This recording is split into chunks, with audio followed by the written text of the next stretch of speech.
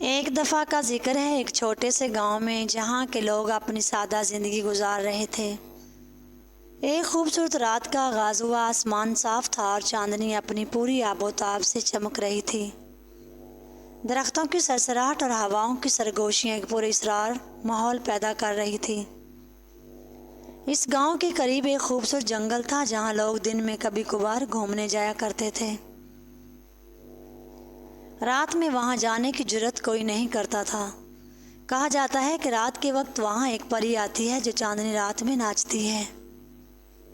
ایک دن ایک نوجوان لڑکی عائشہ جو خوبصورت اور بہادری میں اپنی مثال آپ تھی، اس نے فیصلہ کیا کہ وہ اس پری کی حقیقت جان کر رہے گی۔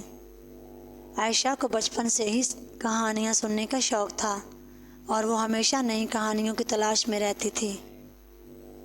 چاندنی رات کے وقت جب سب لوگ سو رہے تھے، عائشہ نے اپنی چادر لپیٹی اور جنگل کی طرف روانہ ہوئی۔ جنگل میں داخل ہوتے ہی عائشہ نے محسوس کیا کہ ماحول میں کچھ خاص بات ہے۔ درختوں کے بیچ سے چاندنی کی کرنیں زمین پر جادوئی نقشے بنا رہی تھی۔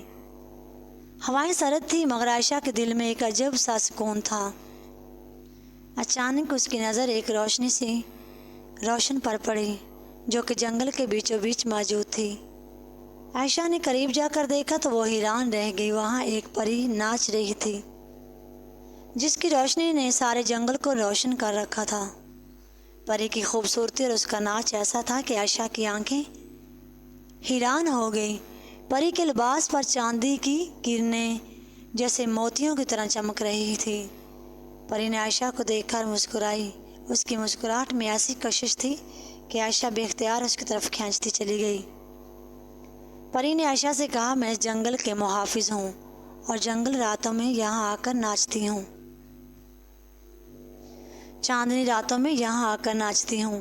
جو لوگ سچی نیت سے آتے ہیں ان کو میں اپنی جھلک دکھاتی ہوں۔ عائشہ نے ہچکچاتے ہوئے پری سے پوچھا، آپ یہاں کیوں آتی ہیں اور آپ کا مقصد کیا ہے؟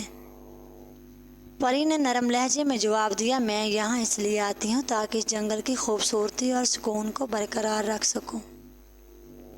میں ان لوگوں کی مدد کرتی ہوں جو دل کے صاف اور نیک نیت ہوتے ہیں۔ عائشہ نے پری سے دوستی کر لی اور دونوں نے کچھ وقت باتیں کی۔ پری نے عائشہ کو بتایا کہ وہ یہاں صرف ان لوگوں کی مدد کرنے آتی ہے جو دل کے صاف اور نیک نیت ہوتے ہیں۔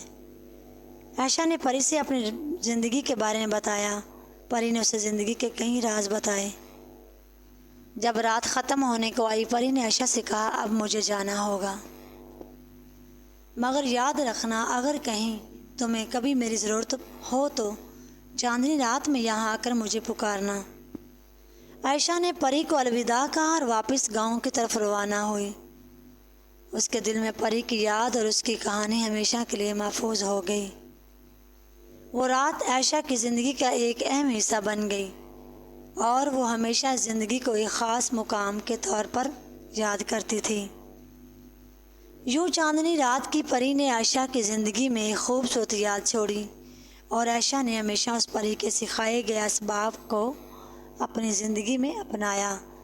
ہر چاندنی رات کو عائشہ اس جنگل کی طرف جاتی اور دیکھتی، دل میں مسکراتی اور کہیں نہ کہیں اس کی دوست پری بھی اسے دیکھ رہی۔